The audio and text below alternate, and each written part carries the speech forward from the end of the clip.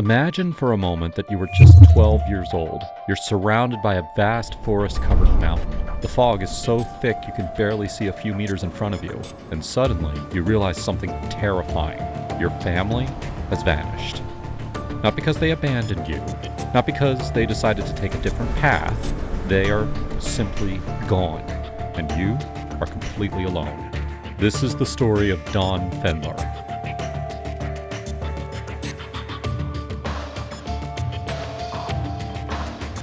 It all happened in the summer of 1939. Don was 12 years old and, like many boys his age, was excited about a family adventure. Along with his father and siblings, he set out on a hike up Mount Katahdin, a massive mountain in the U.S. state of Maine. For experienced hikers, this mountain represented an exciting challenge.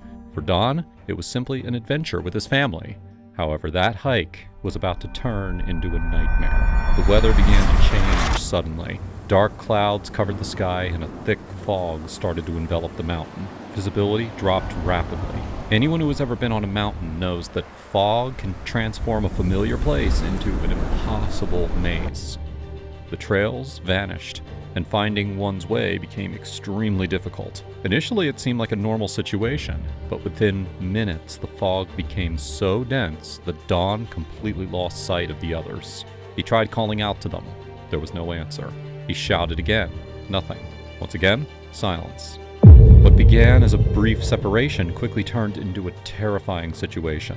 The boy was alone, completely alone. And the worst part was that he still didn't grasp the gravity of the situation. He thought he would easily find his family. He believed that walking a little further would be enough. Perhaps a few minutes, maybe half an hour. But every step that he took seemed to take him further away from any trace of humanity.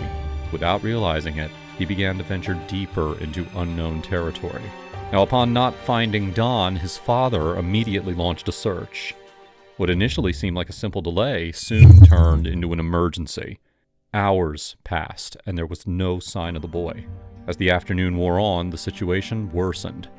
The mountain was vast, the forests were dense, and the fog continued to blanket everything. The authorities were quickly notified and began organizing search teams. But finding a single person across thousands of acres of wilderness was a monumental task. Now, while the adults tried to locate him, Don kept walking. That decision would have enormous consequences. You see, in survival situations, instinct often works against you. Many people believe the best option is to keep walking, convinced they will find a way out. However, experts state that this is one of the most dangerous mistakes one can make. Every step taken without a clear direction can take them further away from help, deplete their last energy reserves, and turn a difficult situation into a desperate fight for survival. Most experts recommend staying in a visible location in order to make rescue easier. But Don was a child. He had no training. He knew no survival techniques. All he knew was that he wanted to find his family. So he kept walking, and walking, and walking. As he descended the mountain, the terrain became increasingly difficult. Slippery rocks, thorny bushes, and steep slopes began to take their toll. It didn't take long for him to suffer cuts, scrapes, and bruises. But that was just the beginning.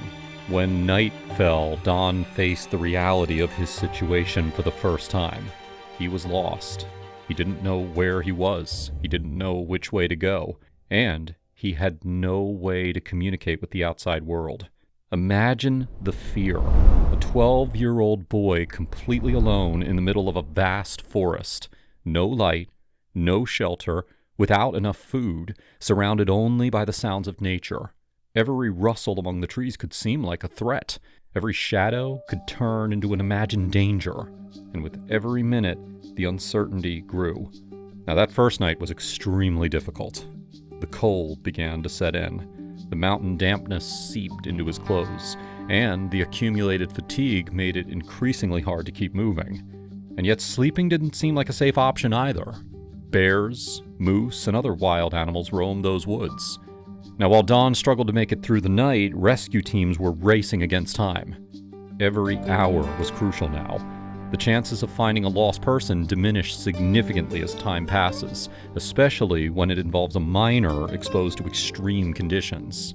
However, no one yet imagined just how far Don had wandered, nor did they imagine what was about to begin, for the true test of survival was only just starting. Over the next few days, the boy would have to face hunger, exhaustion, injuries, loneliness, and a wilderness that seemed determined to test the limits of his endurance. What he was about to experience would defy the odds. Now, when dawn broke on the second day, Don Fendler opened his eyes in the middle of an unfamiliar forest. For a few seconds, he probably believed it had all been a nightmare, but reality quickly set in. He was still lost. There was no sign of his father, only endless trees stretching as far as the eye could see. The previous night had been terrible, but the day now beginning would be even harder. Hunger began to set in. With every passing hour, his chances of finding food dwindled. Even so, he decided to keep moving. He thought that if he kept walking, he would eventually come across a road, a house, or some sign of civilization. It was an understandable decision. Like most people in his situation, he believed that pressing on would increase his chances of finding help. After all, it seemed logical to think that sooner or later a road, a house, or some sign of civilization would appear. But in the wild, human logic and reality do not always align. Meanwhile, news of the disappearance began to spread. Search teams combed trails, examined ravines, and scoured every corner of the mountain. The operation expanded rapidly. Volunteers, park rangers, and locals joined the effort. However, there was a problem. No one knew which direction Don had gone, and that changed everything. A lost child can cover surprising distances when driven by the survival instinct. What might seem impossible to an adult can become reality for someone in a desperate situation. And that is exactly what happened. As the hours wore on, Don began descending through increasingly wild terrain. He was now making his way directly through the brush. Every step demanded an immense physical effort. And yet the true enemy here was not the pain. It was disorientation. Without clear landmarks, it was impossible to tell whether he was heading towards a populated area or if he was heading into even more remote regions. Perhaps because stopping meant facing his fear. Perhaps because walking was the only way to feel like he was doing something to survive. Perhaps because a 12-year-old boy still held on to the hope of finding his family just beyond the next tree. The third day arrived, then the fourth, and he remained completely alone. He also drank water from streams and natural currents. That kept him alive, but it was far from enough. Don's body was beginning to weaken. His muscles were losing strength. Fatigue was mounting, and his accumulated injuries were multiplying. Some rescuers began to wonder if the boy was even still alive. The conditions were extremely harsh. He had spent several nights exposed to the cold now. He had limited access to food, and he was completely alone. The odds were very heavily stacked against him. Even many experienced people would have struggled to survive at this point. But Don kept moving forward, although he did so more and more slowly. His body showed clear signs of exhaustion. And yet, he never gave up. And that is remarkable. Because in extreme situations, the psychological toll is often just as dangerous as any physical threat. Loneliness can shatter a person's will. Uncertainty can breed despair. And constant fear can paralyze even the strongest. But Don kept fighting. Every morning he got up. Every morning he walked. Every morning he tried to push a little further, even though he didn't know where he was going. As the days passed, he began to notice something strange. The rivers were following different courses, and that meant one thing. He had covered a vast distance, far more than anyone had imagined. Meanwhile, his father was living through a nightmare. He was actively participating in the search efforts. After all, several days had passed. A child lost in the wilderness rarely survives that long. And yet, Don was proving to be no ordinary case. Despite his injuries, despite the hunger, despite the exhaustion, kept moving forward.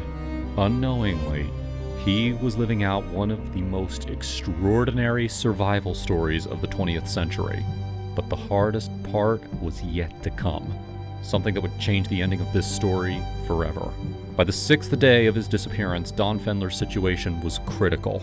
His body was completely spent, and each morning it became harder to find a reason to go on. And yet, Don kept walking. He did so because he believed that stopping meant giving up, and giving up meant dying. Meanwhile, the search operation had reached massive proportions. Hundreds of people had spent days scouring the mountain and the surrounding area. Rangers, volunteers, and locals covered miles of terrain trying to spot any sign of him. But the problem remained the same. Don had traveled much farther than anyone could have imagined. The rescuers were searching one area, but he was in a completely different one. And that difference in location made him seem invisible for several days. It was as if the mountain had swallowed him whole. As time passed, some people began to assume that he was no longer alive. And it was not a cruel conclusion. It was a conclusion based on experience. The statistics were not on his side. A 12-year-old boy lost for so many days in this wilderness would not normally survive. Many teams continued their efforts, but hope was beginning to fade. Even some newspapers started discussing the possibility of a tragedy. The 7th day was especially grueling. His body had barely any energy left. The lack of food was affecting his ability to think clearly. Dehydration was a constant issue, and the exhaustion was so intense that he needed to rest more and more frequently. Even so, something within him refused to give up. Then came the 8th day, then the 9th, and something began to change. There were signs of human activity. Small details, almost imperceptible changes, but enough to rekindle hope. It was the first time in many days that he felt he might be close to escaping that nightmare. And then it happened. After being missing for 9 days, several people spotted a figure approaching. At first, it was hard to tell who it was. He was extremely thin, covered in mud. His clothes were in tatters, covered in wounds, and completely exhausted. But it was him. Don Fendler was still alive. The news spread quickly. It seemed impossible. After more than a week lost in the unforgiving wilderness, the boy had managed to survive. Rescue teams could hardly believe it. Neither could the local residents. And when the news reached his family, the emotion was indescribable. His father had spent days on end searching for him. He had endured the anguish of not knowing where he was. He had listened to grim theories. He had faced the possibility of losing his son. And now, he discovered that the boy was still alive. The reunion was deeply emotional. Against all odds, Don had returned. Doctors examined him immediately. He had lost a considerable amount of weight. He bore numerous injuries. His body showed clear signs of the immense physical exertion that he had endured. But he was alive, and that was what was truly extraordinary. Years later, experts would calculate that Don had covered more than 80 kilometers during his journey. To grasp the magnitude of that figure, imagine walking the distance between 2 major cities, traversing forests, hills, swamps, and rivers without a map, without help, and with barely any food. Oh, and doing all of that as a child. It was an impressive distance even for a prepared adult, all the more so for a lost, hungry, untrained child. The story quickly became national news. Millions of people were fascinated by his ability to survive, and over the decades, his experience became one of the most famous stories of child survival in the United States. But perhaps the most striking part of it all was not the kilometers covered, nor the days that he spent missing, not even the odds that he managed to beat. What is truly incredible is the lesson that he left behind. Because when we look at this story from a distance, it's easy to think that we're seeing an extraordinary hero. And yet, Don was simply a child.